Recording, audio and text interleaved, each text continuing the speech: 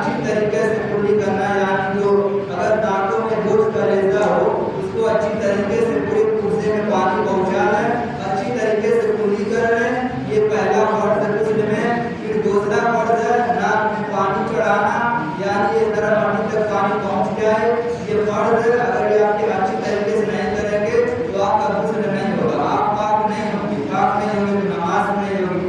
اور تیسرا فرض ہے پورے بدن پر پانی بہانا، یعنی بال کے برابر کوئی حصہ بھیگا نہ رہے، پورے بدن پر پانی بہ جائے۔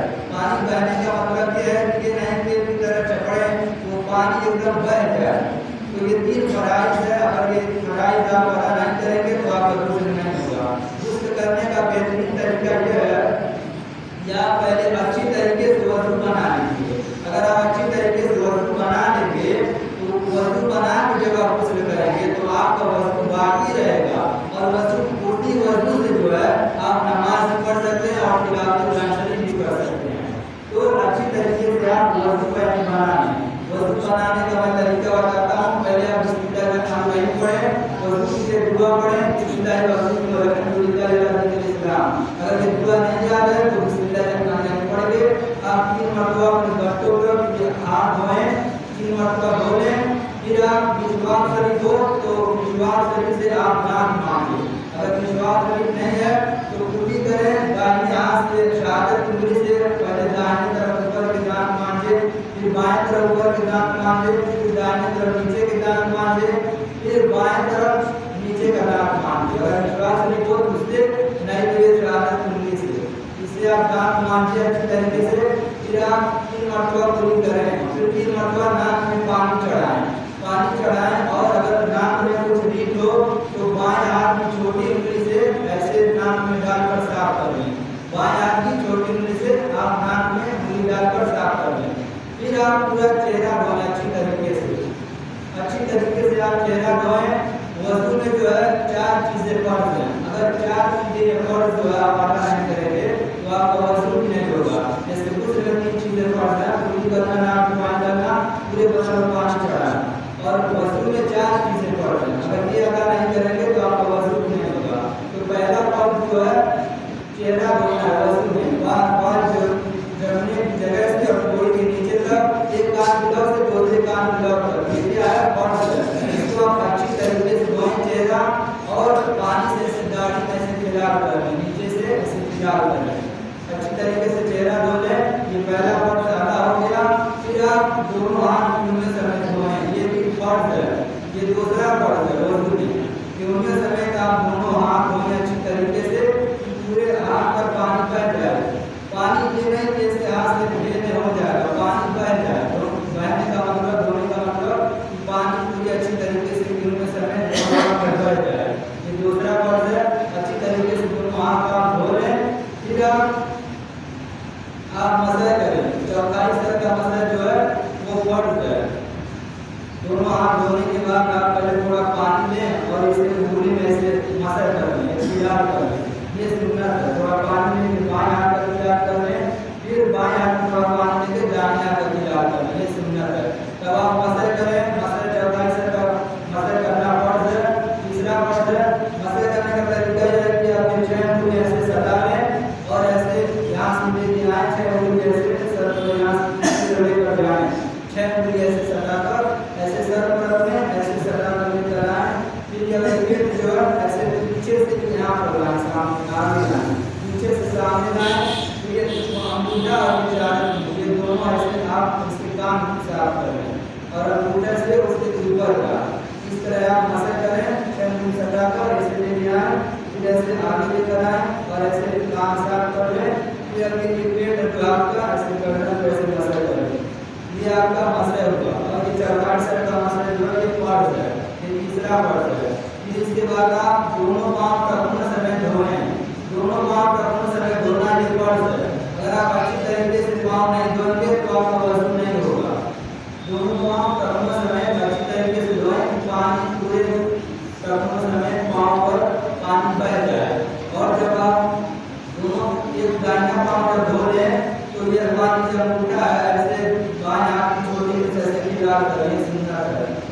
پیر پانی کے پیر چھوٹی انگلی بائیں ہاتھ یہاں سے ڈال کر पानी से लेके खिला कर ये सुनना है। फिर जब आप बायां पैर धोएं तो उसमें अंगूठा से लेके खिला करें, अंगूठा से लेकर छोटी उंगली से ऐसे खिला करें, ये सुनना है। ये आपका वजू हो गया। वजू में 4 चीजें पढ़कर ये अदा नहीं करेगी तो आपका वजू नहीं होगा।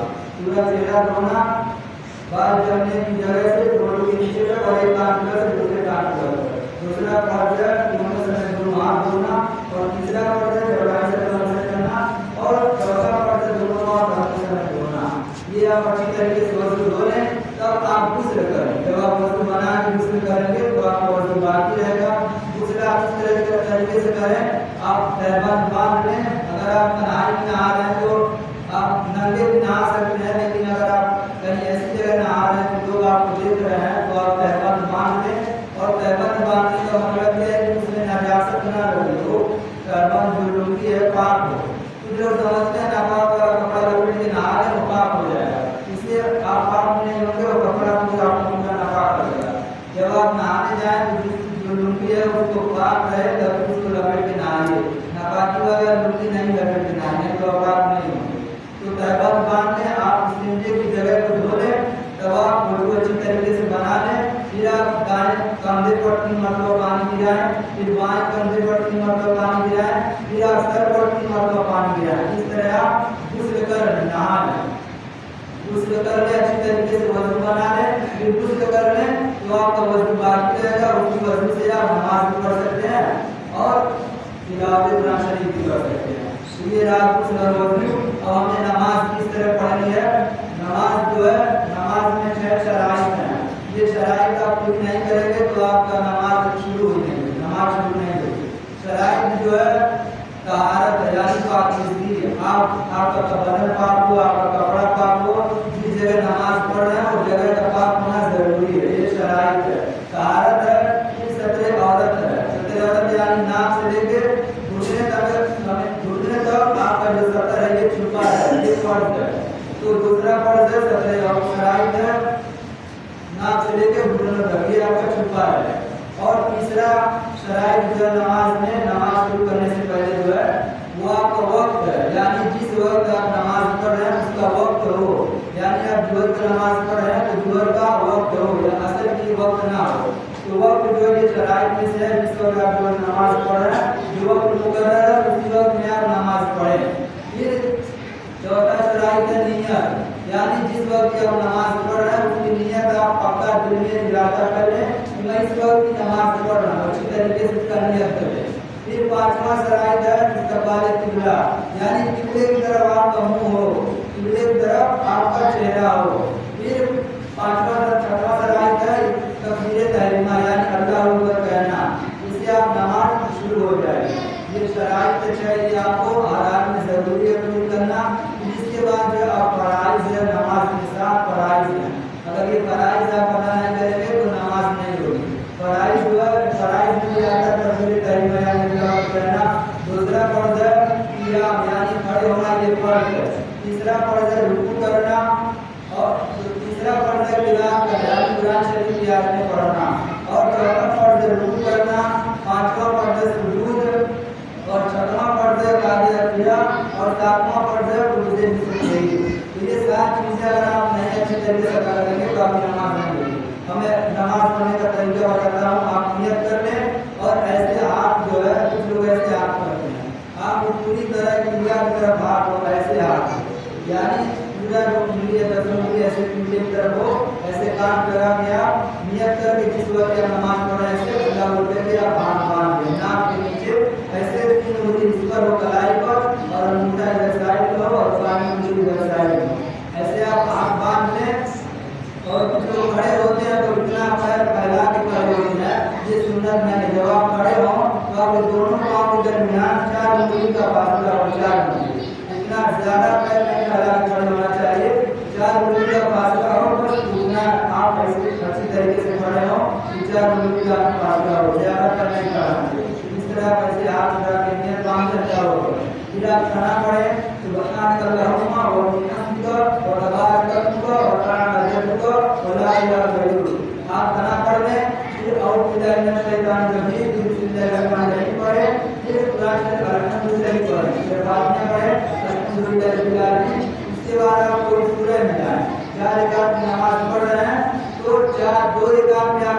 मिलाना है और 2 रकात नहीं मिलाना है। 2 रकात सिर्फ जब आपके यहाँ करामती करनी पड़ के रुकू सजदा कर लेना है। फर्ज अगर पढ़ने आप जाएगा तो 2 रकात में सूरज मिलाना रहमत शरीफ के बाद और 2 रकात में नहीं मिलाना, सिर्फ रहमत शरीफ पढ़ के रुकू सजदा कर लेना। और अगर आप सुन्नत नमाज पढ़ रहे हैं, 4 रकात सुन्नत नमाज पढ़ रहे हैं तो 4 रकात में सूरज मिला के पढ़ना है। सुन्नत पढ़े 4 रकात तो 4 रकात मिला के, और फर्ज पढ़ रहे हैं तो 2 रकात में सूरज मिलाना, 2 रकात से रहमत शरीफ करना है। और मगरिब की नमाज पढ़ रहे हैं तो 2 रकात में सूरज मिलाइए और तीसरी रकात में से रहमत शरीफ पढ़ के रुकू सजदा कर लीजिए। तो आप रहमत शरीफ के बाद कोई सूरज मिला दें, फिर आप रुकू करें, रुकू में आप अल्लाह के रुकू में जाए, रुकू में जाए सुभान रब्बिल अज़ीम, सुभान रब्बिल अज़ीम 3 मरतबा पढ़ें, फिर सल्लल्लाहु अलैहि वसल्लम खड़े हो जाएं। अकेले नमाज पढ़ रहे हैं तो आप अल्लाहु रब्बना व लकल हम्द, अकेले नमाज पढ़ेंगे तो दोनों कहेंगे सल्लल्लाहु अलैहि वसल्लम, फिर कहेंगे अल्लाहु रब्बना व लकल हम्द। और इमाम के पीछे पढ़ रहे हैं तो फिर कहेंगे रब्बना व लकल हम्द, अल्लाहु रब्बना व लकल हम्द। फिर आप करके सजदे में चले जाएं, सजदे की तस्बीह पढ़ें सुभान रब्बिल आला, सुभान रब्बिल आला। फिर आप जलसा में आए, फिर आप पढ़ें अल्लाहु अकबर, फिर दूसरा सजदा करें, फिर दूसरे सजदे में सुभान रब्बिल आला पढ़ें। इसी तरह आप नमाज पढ़ें, दूसरी रकात रहमत शरीफ के बाद सूरज मिलाएं और जब चौथी रकात में आप बैठ जाएं तो तहियात पढ़ें, दूसरी जानी पढ़ें और दुआ मसूला पढ़ें। इसके बाद पढ़े आप दाएं तरफ सलाम फेरते हैं, फिर बाएं तरफ सलाम फेरते हैं। और जब हम लोग नमाज पढ़ते हैं तो इधर को जाते हैं, इधर को जाते हैं। अगर आप 3 मरतबा पूजा किया, गाड़ी में पूजा, यहाँ पूजा है, जाने मतलब पूजा का अदा नहीं, फिर पूजा यहाँ अदा नहीं। 3 मरतबा अगर आप चढ़े बुलाए तो नमाज फासिल हो गई। बुलाने का मतलब होता है आपको पूरी हो रही है, 3 मरतबा ऐसे पूजा लीजिए, 1 मरतबा अभी 2-3 मरतबा पूजा नहीं आप अदा नमाज टूट जाएगी। और जो नमाज पढ़ते हैं तो रुकू में जाएंगे, पीछे से कपड़ा ऐसे सीधा करते हैं, हर रकात में पीछे से कपड़ा सीधा करते हैं। ये मकबूल तहरीमी है। आप नमाज वाजिब ज़्यादा हो जाए, दोबारा पढ़ना जरूरी हो जाएगा। ये पीछे से कपड़ा हमें नहीं इस तरह सीधा करना चाहिए, तो हर रकात ऐसे पीछे कपड़ा ऐसे सीधा करते हैं। ये मकबूल तहरीमी है, आपको नमाज दोबारा पढ़नी पड़ेगी। और कुछ लोग सजदा करते हैं तो सजदे में दोनों पाँव की उंगलियां जो है ऐसे किबले की तरफ ऐसा ही है, दोनों पाँव की 3 उंगलियां किबले की तरफ रहना वाजिब है। ये अलग तरह करेंगे तो फिर आपकी नमाज जो है नहीं लोग दोबारा पढ़नी पड़ेगी।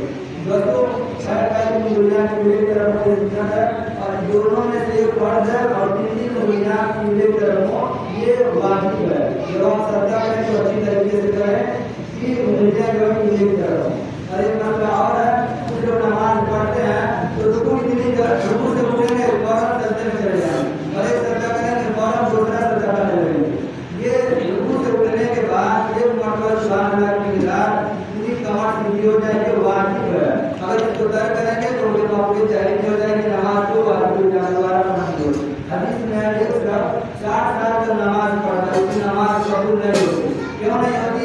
रुकू से नहीं करता और सजदा से नहीं करता। जब आप रुकू से उठे हैं तो अच्छी तरीके से खड़े हो जाए, सीधा कमर सीधा हो जाए, 1 मरतबा सुभान अल्लाह के बाद इस तरह खड़े रहना वाजिब है। इसको तर्क करेंगे तो नमाज मौके तहरीर हो जाएगी, वाजिब ज्यादा हो जाएगा। और जब एक सजदा करें तो फिर आप थोड़ा सा रुक जाए तो दूसरा सजदा करें, यानी कमर सीधी कर लें। 1 मरतबा सुभान अल्लाह के बाद ये वाजिब है। जो ऐसे रुकू से फौरन सजदा करें, एक सजदा करें फौरन दूसरा करें, थोड़ा रुक के आप सजदा करें, कमर सीधी हो जाए, ये वाजिब है। तो हमें ये नमाज के लिए मसाइल हैं कि हमें सीखनी चाहिए। रब ताला हमें बता तो इतने दिन हासिल करें कबूल फरमाए और हमें और हमारे घर वालों नमाज पढ़ने कबूल फरमाए। एक ये 10वीं को से गाय है शायद नाम है, हाँ